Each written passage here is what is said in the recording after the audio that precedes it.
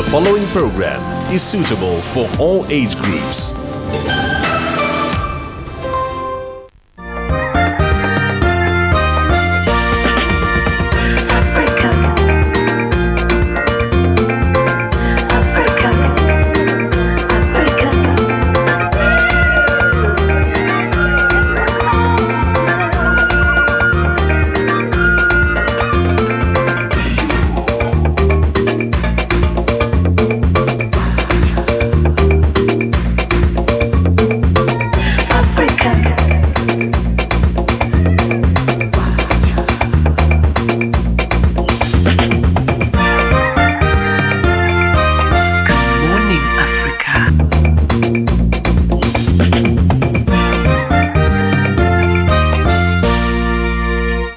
Very good morning to Africa. Now, we all have passions for different things. Some have passion for filmmaking, others have passion for music, and also others have passion for fashion designing and all those kind of things. And this time around, I happen to have someone who has passion, extreme passion for music. And of course, she does a fusion of neo soul, jazz, and a bit of house. Quite interesting, isn't it? Let's get down to find out more about her. And of course, she goes by the name of Nubia Soul.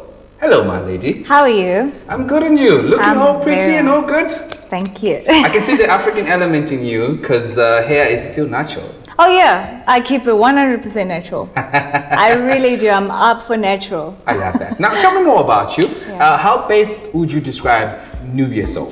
Nubia Soul is spontaneous. I have a lot of energy, you know, and once I'm on stage, it's like I feel at home. I was thinking that you're gonna be with a woo, woo, woo. I got lots of energy. No. I have to contain myself at times, and I have to check out the situation it's first. Still morning. I totally understand. It's still morning. Totally understand. Yeah. Now let's talk about your music. Why new soul, jazz, and of course a bit of house? It was infused in me. My father used to listen to a whole lot of neo soul music. Okay. Your likes of Marvin Gaye. All right. He used to listen to that. Foreplay as well. That's another element of jazz. Kirk Whalum. So you know, when you're a child and you hear such sounds, it sort of gets infused in you, becomes a part of you. And then you learn the other side of music, which is dance music, and you start jamming to the beats, you know, like Zap Mama, yeah, and you're like, oh, okay, there's something in that music. It's so fascinating. So I loved it. I love the very fact that within that explanation of yours, I sense you still holding on to the African roots. Yeah. How do you really maintain to balance that and to give really a fuse of music, a feel of music that's really authentic, so to speak? I had to come back home. When I mean come back home, I had to see myself as a child who has melanin. Because I don't consider myself black per se. I call myself Nubian because I have melanin. And because of that melanin, I found myself. I love the texture of my hair. I love the texture of my skin. I love the shape of my teeth. Right. I love you love everything.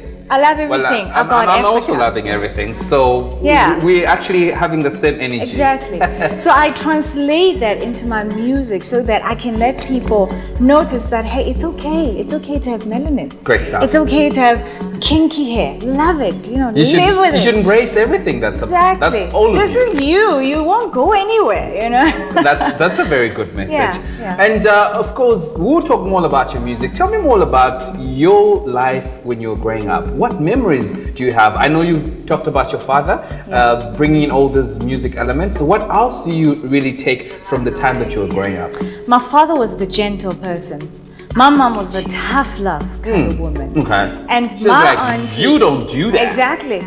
She's like that. She's like one and you don't say two. There's no negotiation. When she puts a rod on you, she puts a rod on you. And then the father comes in and comforts you and tells you your mother loves you. Then the auntie and the brothers and the sisters will tell you that, you know, these are parents. So you understand one day what they really meant. Okay. So I had the best of both worlds. I experienced sadness. I was deeply hurt. There was a time whereby I didn't talk for such a long time. I kept the feelings inside of me. And research indicates to me that music and books were also part of something that you find solace in. A lot. My English teacher, when I was in grade 8 until grade 12, he used to be so hard on me. And he used to say, you know what, baby girl, you are good at literature. Okay. Read, do poetry, just try to speak your heart so that the world can understand the genuinity inside of you. Don't try to fake it. You know, if you're sad, express the sadness. If you're angry, express the anger, you know. Tell a story. And you've picked something from that because you also infuse poetry in your songs. Yes. Tell me more about that. I live by the philosophy that says music is part of our lives. It either enables us or degrades us. And I've learned philosophy through the times and phases of my life. And I'm so in love with Socrates and Plato. And Socrates said, poets are the interpreters of the gods. Wow, you're taking me back to school now. So if you look at it, if you're a worshipper of God, not God per se, you could say, okay, I'm an interpreter of the natural things surrounding me, plus the spirit of God around me. So I interpret that code and encode it to people's understanding. So I take that a lot. Great stuff. Back to your music. Chronicles of Love was your first project. Yes. Tell me more about what you learned from this very solo project that you had. I have learned quite a lot. I have learned a lot of things that school would have taught me. You understand? I use digital platforms. I YouTubed a lot. I listened to other people who give classes online. I've read, did my research on Google, and I've read article after article. And I was like, okay, this is a learning curve. I learned how to manage my finances, my time. I learned to be on point at each and every given thing, and that brought the perfectionist in me. So I'm a stickler to detail. If I say I heard a wrong note, and the producer says, I heard nothing, I'd be like, brother, I heard it. Let's do it again. You see, that's how it is. Even on my writing, I have to be satisfied in ministering to me and feel it first. And you're also a motivation speaker. Yeah. And I can feel it already that you're kind of making me feel like, you know what, look, let's sit down, let's talk about your life. What is it that you mostly find yourself motivating people to do? I'm a respecter of words. And through my observation, the ever-evolving world around me, I've realized that people slowly drifted away from love. They drift away from being honest and genuine to the next person. I mean, if I meet you for the first time, I have to give you a smile. I don't know what you went through. I have to give you a smile. Now let's get that smile first. Thank you. I have to give you a smile. Thank you. Now you're smiling. Yes. All right. I have to conversate. Talk the talk and not walk. What do they say? Walk the talk. Exactly. Yes. You know, I have to project the love. I have to show you that I care about you. I don't know you, but I care about you. You're important. So I want people to learn that lesson. Come back, man. Come back to being human again. To Ubuntu. Come to humanity. back to it. I mean, we're Africans. I mean, we're the ones that modeled out this Ubuntu thing. Before fences came in and separated us, you know, we were neighbors. Wow. Your child was my child. Your mother was my mother. Let's bring that love together. Your spirit is really great. And obviously, let's talk more about what's now current. What are your hands currently working on? What are your hands currently working on? Well, to be honest with you, my hands, these beautiful hands are blogging a lot. I do get featured, yes, but I do blog a lot. I have a blog called My People Are Beautiful, and this focuses on nothing but Africa, for Africans, by an African. By an African lady. Yes, and I write poetry, whether sad or happy, because as a black woman, as a Nubian, whether north, east, south, or west, I have to express how I feel at that moment. And what I feel translates to the next person. And that makes it beautiful. If you're not an artist and doing all those things, what else would you be doing? I would have been an astronaut. Ah, really? I would have gone to space. Big brains, eh? I would have gone to Russia. You could have seen me with my puffy afro hair going, go Russia. Let's just imagine all that. It would have been a great big effort, you know. You're great inspiration in speaking. You've got so much. How do people really get in touch with you, especially the young girls across Africa? Because you seem to actually that kind of person who can connect with them and share with their life and tell them, you know what, look, this is the way to go. It's understanding. It boils down to understanding the next person. But how they can get hold of me, I have a website which will be running in 7 days' time. Within 7 days' time, it's nubiasoul.co.za. My face page is House of Nubia Soul.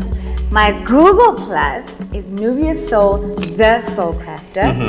Twitter handle @Nubia_Soul. You're everywhere. Digital is part of you. That's my And field. you love it. I love it so much.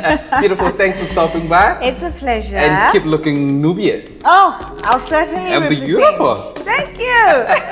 Great stuff. Well, Africa right here, it's not just about the glitz and glamour, but it's also about getting to know the people that we speak to, the people that keep us entertained, but also the spirit that really keeps them alive. It's the things, the little things in life that keeps us all alive. You know, just like getting back to the whole Ubuntu, the whole humanity. It started from Africa and we need to keep it right here. And of course, that's how we do it right here on Good Morning Africa. Till next time, from me, Dereck, it's goodbye for now.